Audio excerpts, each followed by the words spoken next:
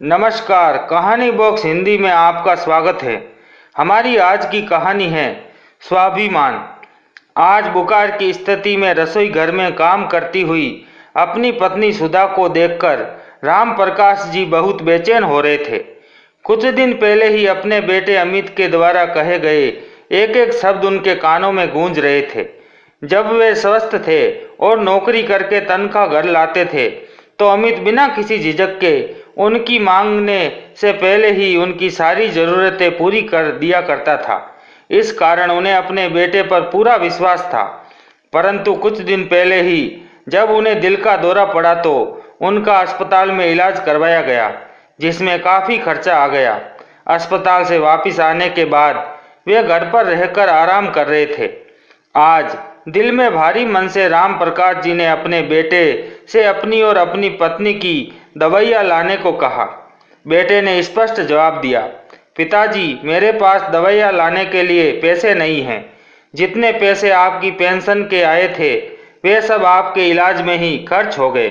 2 दिन बाद आपकी पेंशन आएगी, तब मैं दवाइयाँ ला दूंगा। वैसे भी 2 दिन आप दोनों दवाइयाँ नहीं खाएंगे तो कुछ नहीं बिगड़ेगा। बाप बेटे में ये बातें चल रही थी कि उनकी बहू सीमा अपने बेटे के साथ तैयार होकर गेट पर खड़ी हो गई। वह बोली, चलो भी, मूवी शुरू हो जाएगी तो मज़ा नहीं आएगा। साथ ही बेटे ने भी कहा, पापा, आज खाना भी हम बाहर ही खाएंगे। अमित बेटे के साथ लाड लड़ाते हुए उसे गाड़ी में बैठाने लगा और हंसते खिलखिलाते तीनों वीकेंड एंजॉय करने निकल पड़े। बेटे की बातें सुनकर राम प्रकाश जी और सुधा जी का दिल टूट गया। कुछ समय तक तो वह उन्हें कानों पर विश्वास ही नहीं हुआ। बीमारी की हालत में भी अपने और अपने पति के लिए खाना बनाती हुई सुधा सोचने लगी कि यही बेटा जब बचपन में बीमार पड़ता था तो उसकी दवाइयाँ खत्म हो जाती थी तो उसके पिताजी कई किलोमीटर पैदल चलकर भी दवाइयाँ लेकर आते थे। जब उसे बुखार चढ़ता था तो सारी रात उसके माथे पर गीली पट्टियाँ रखती थी और जब तक उसका बुखार नहीं उतरता था मेरी आंखों में नींद नहीं आती थी। और आज इसी बेटे को वीकेंड बनाना हमारी दवाइयों से ज़्यादा महत्वपूर्ण लग रहा है। सोचते सोचते सुधा जी खाना बनाकर कमरे में ले आई। राम प्रकाश जी का उदास चेहरा देखकर वह बोली, अजी आप चिंता मत कीजिए, कल सुबह मैं बैंक से कुछ पैसे निकालकर आपकी दवाइयाँ ले आऊँगी। राम प्रकाश जी बोले, अरे नहीं सुधा, मेरे पास कुछ पैसे पड़े हैं, बैंक जाने की ज़रूरत नहीं पड़ेगी। कल टहलते हुए चला जाऊँगा और दवाइयाँ ले आऊँगा। राम प्रकाश जी और सुधा जी का एक बेटा और एक बेटी थी। बेटी का विवाह वे 2 साल पहले ही कर चुके थे। अभी 1 साल ही हुआ था कि राम प्रकाश जी को रिटायर्ड हुए और 1 साल में ही वे अपने बेटे बहू को बोझ लगने लगे थे। अगले दिन शाम को टहलते हुए राम प्रकाश जी दवाइयाँ लेने निकले। सोचने लगे कि शादी के 5 सालों में ही हमारा बेटा पराया हो गया। वे अनायास ही अतीत की यादों में खो गए। जब बेटा पढ़ लिख कर मल्टीनेशनल कंपनी में अच्छी नौकरी पर नियुक्त हुआ तब वे अपने आप को कितना भाग्यशाली समझते थे। बेटे की शादी के लिए वे कितने उत्साहित थे। उन्होंने कोई शर्त नहीं रखी थी कि लड़की नौकरी वाली हो या घरेलू। उन्हें बस लड़की का स्वभाव अच्छा चाहिए था ताकि वह परिवार के सभी सदस्यों के साथ मिलजुल कर रह सके। बेटे की शादी की जिम्मेदारी राम प्रकाश जी ने सुधा जी पर ही छोड़ दी थी।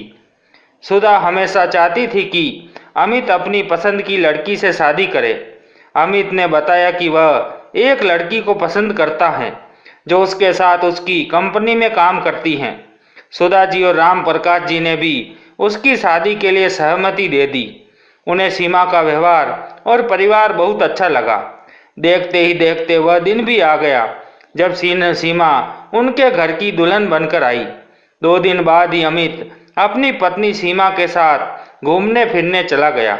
वापस लौटे तो सीमा अपने मायके के लिए बहुत सारे तोहफे खरीद कर लाई थी, लेकिन ससुराल वालों के लिए कुछ नहीं लाई। ये देखकर भी उन्होंने ये सोचकर बात टाल दी कि नई नई शादी हुई हैं तो लड़की का झुकाव अपने मायके की ओर होना स्वाभाविक है। शादी के 2 दिन बाद ही बेटा बहू ने अपना ऑफिस ज्वाइन कर लिया। सुधा जी हर रोज सुबह उठकर उनके लिए टिफिन और नाश्ता बनाकर तैयार करती थी। कुछ दिनों तक ऐसा ही चलता रहा, लेकिन सुधा जी ने महसूस किया कि उनकी बहू सीमा घर के कामों में बिल्कुल दिलचस्पी नहीं लेती। वह रात को अमित के साथ घर लौटती और खाना खाने के बाद अपने कमरे में चली जाती। घर के सभी काम सुधा जी ही संभालती थी। सुधा और राम प्रकाश जी दोनों ने महसूस किया कि उनकी बहू उनके साथ बात करने में बिल्कुल भी दिलचस्पी नहीं लेती थी। शुरू में तो उन्हें लगा कि शायद नए माहौल के कारण उनकी बहू इस तरह का व्यवहार कर रही है, लेकिन शादी के 1 साल बाद जब उनसे बेटे को जन्म दिया तब भी बहू का व्यवहार वैसा ही था। यहाँ तक कि जब कभी उसकी ननद अनु उसे मिलने आती थी तो वह उसके साथ भी अच्छे तरीके से बातचीत नहीं करती थी। अनु ने भी ये महसूस किया कि उसकी भाभी उसके साथ बात करने में दिलचस्पी नहीं रखती। ये बात सुधा जी और राम प्रकाश जी के मन में बहुत खटकती थी। खैर, धीरे धीरे समय बीतता गया और राम प्रकाश जी की रिटायरमेंट का समय भी आ गया। रिटायरमेंट के बाद राम प्रकाश जी और सुधा जी ने पास के एक पार्क में योग क्लास अटेंड करना शुरू कर दिया। शाम के समय राम प्रकाश जी कोई ना कोई किताब पढ़ने बैठ जाया करते थे। वे अपनी रिटायरमेंट जिंदगी का बहुत अच्छे से उपयोग कर रहे थे, लेकिन वक्त को कुछ और ही मंजूर था। कुछ दिनों बाद ही राम प्रकाश जी को दिल में दर्द की शिकायत हुई और अचानक ही उन्हें दिल का दौरा पड़ गया।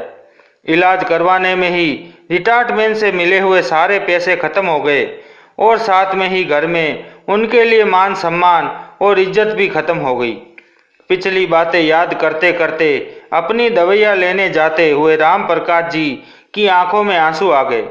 वे सोचने लगे कि यही इंसान की औकात है, जब पैसा खत्म हो जाए तो अपने बच्चे भी भाव नहीं देते। दवाइयाँ लेकर घर वापस आते समय उन्होंने देखा कि एक मिठाई की दुकान पर जलेबियाँ तली जा रही थी। सुधा को जलेबी बहुत पसंद है और उनके पास कुछ पैसे बचे थे। ये सोचकर राम प्रकाश जी ने थोड़ी सी जलेबी खरीद ली। शाम को जब बेटा बहू घर आए तो राम प्रकाश जी अपनी पत्नी के साथ जलेबियों का आनंद ले रहे थे। ये देखकर बेटा भड़क गया। वह बोला, आप जानते हैं कि जलेबियाँ आपकी सेहत के लिए ठीक नहीं हैं। एक तरफ तो दवाइयों पर पैसे खर्च कर रहे हो और दूसरी तरफ आप ही उल्टी सीधी चीज़ें खा रहे हो। हद हो गई चटोरेपन की। इतने में राम प्रकाश जी बोले, बेटा मैं दवाइयाँ लेने गया था और रास्ते में जलेबियाँ बनती देखी, अच्छी लगी तो तुम्हारी माँ के लिए थोड़ी सी ले आया। यह सुनकर बहू बोली, लेकिन कल तो आपके पास दवाइयों के लिए पैसे भी नहीं थे, तो आज ये जलेबियाँ कहाँ से आ गई? राम प्रकाश जी ने जवाब दिया, बहू मेरे पास कुछ पैसे पड़े थे, उन्हीं पैसों से ये सब लेकर आया हूँ। और वैसे मुझे नहीं लगता कि मुझे तुम्हें इस बात के लिए सफाई देने की ज़रूरत है। पिता के इस जवाब पर बेटा बोला, पिताजी ये फालतू के खर्च करने की कोई आवश्यकता नहीं है। हम दिन भर काम करके पैसे कमाते हैं और आप यूं ही उड़ा रहे हैं। एक तो आपकी बीमारी के कारण रिटायरमेंट के सारे पैसे खत्म हो चुके हैं और ऊपर से दवाइयों के खर्च के कारण हम दोनों पर आपका बोझ बढ़ गया है। बेटे की ये बात सुनकर बहू ने भी टोकते हुए कहा, पिताजी आप यहाँ बेकार बैठकर अखबार या किताबें पढ़ते रहते हैं। इससे अच्छा है कि आप कोई नौकरी शुरू कर दे, कुछ आमदनी भी हो जाएगी। वैसे भी जब तक हाथ पैर चलते रहे तब तक इस तरह से बेकार बैठना ठीक नहीं है।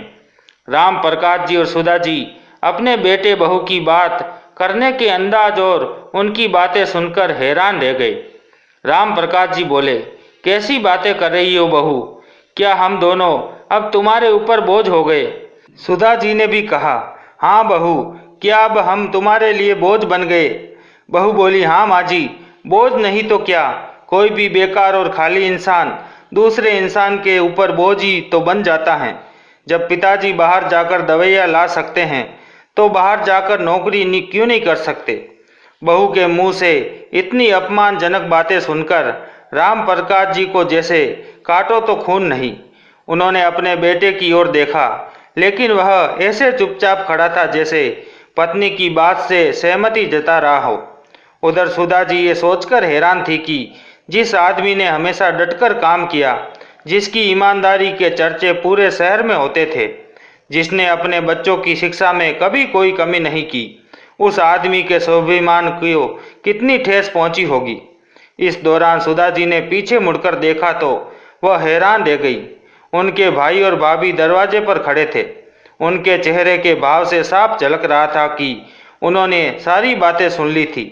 जैसे ही सुधा जी ने अपने भाई की ओर देखा तो वह अपने आंसुओं के सैलाब को रोक ना सकी।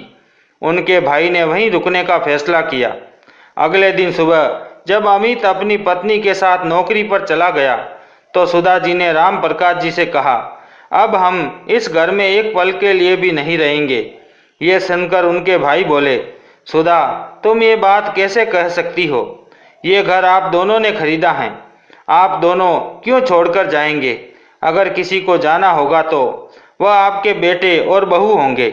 उनके भाई भाभी की बातों ने राम प्रकाश जी और सुधा जी के बहुत हौसला दिया, लेकिन उनके जाने के बाद घर में फिर शांति छा गई। सुधा जी वैसे ही खाना बनाती रही और अमित और सीमा बेशर्मी से नाश्ता करते, अपना टिफिन ले जाते और रात का खाना बाहर से ही खाकर आते। राम प्रकाश जी के दिमाग में क्या चल रहा था कोई नहीं जानता था। वे रोज सुबह घर से निकल जाते और शाम को घर वापस लौटते। सुधा जी जब पूछती तो यही जवाब मिलता, वक्त आने पर बताऊंगा। एक दिन राम प्रकाश जी ने घर पर एक छोटी सी पार्टी रखी और अपने दोस्तों को बुलाया। बहुत दिनों के बाद घर में खुशी का माहौल था। घर का माहौल देखकर बेटा और बहू हैरान रह गए। वे सोचने लगे कि ऐसा क्या हो गया है जो घर पर ये सब लोग आए हुए हैं। पिताजी, आज क्या कोई पार्टी है जो आपके दोस्त घर पर इकट्ठा हो रहे हैं? अमित ने पूछा।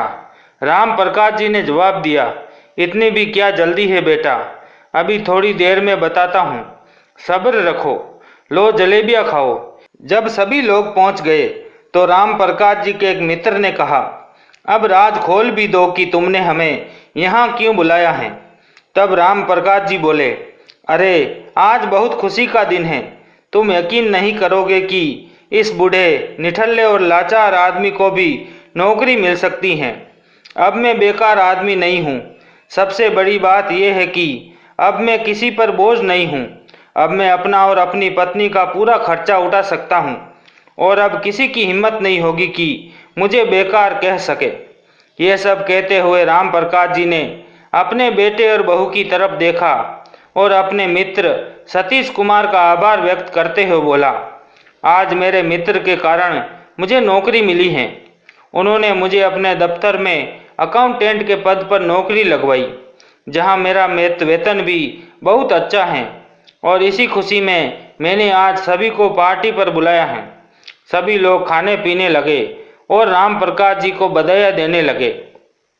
जब सभी लोग चले गए तो राम प्रकाश जी ने अपने बेटे और बहू को बुलाया और कहा, बेटा, अगर आज तुम अफसर बनकर खड़े हो तो इसमें मेरा और तुम्हारी माँ का बराबर योगदान है।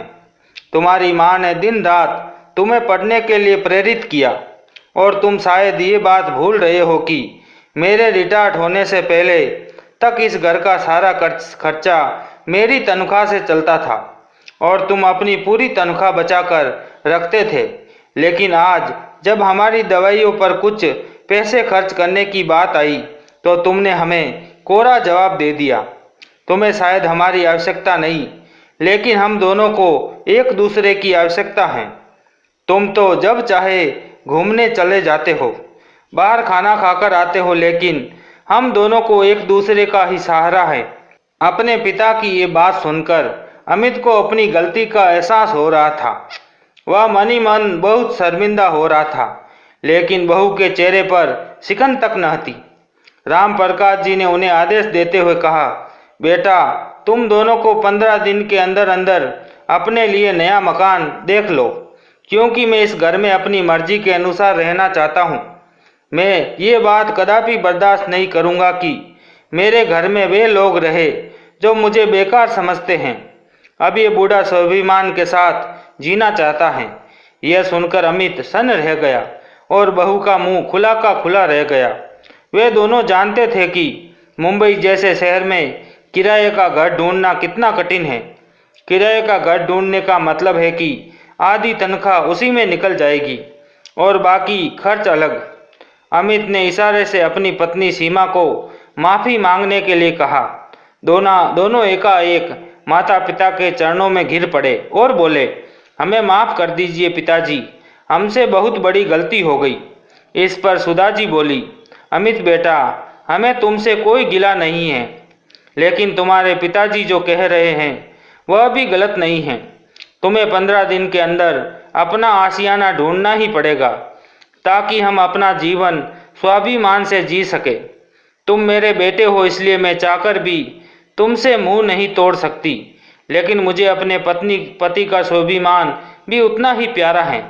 राम प्रकाश जी बोले, बेटा, हम भारतीयों का दिल ही कुछ ऐसा है कि बेटा कितना भी बड़ा क्यों ना हो जाए, फिर भी हम उसके लिए अच्छा ही सोचते हैं। लेकिन हम दोनों ने ये फैसला किया है कि जब तक हम जिंदा हैं इस मकान पर हमारा हक रहेगा और हमारे गुजरने के बाद ये मकान तुम्हारा होगा। आज अमित और सीमा को अपने किए पर पछतावा हो रहा था। आज उन्हें समझ में आ रहा था कि अपने पिता के स्वाभिमान को ठेस पहुंचाकर उन्होंने कितनी बड़ी गलती कर दी। दोस्तों, मैं आपसे एक ही बात कहना चाहूँगा कि हमारे माता पिता जिन्होंने हमें पाल पोस कर बड़ा किया, हमें पढ़ा लिखा कर इस काबिल बनाया है कि हम दुनिया में स्वाभिमान के साथ जी सके, उनका उपकार हमें कभी नहीं भूलना चाहिए। हमें यह सुनिश्चित करना चाहिए कि वे अपने बुढ़ापे में स्वाभिमान के साथ जी सके। आपको ये कहानी कैसी लगी, लाइक और कमेंट करके ज़रूर बताएं और चैनल को सब्सक्राइब करना ना भूलें। मिलते हैं एक नई कहानी के साथ। बहुत बहुत धन्यवाद।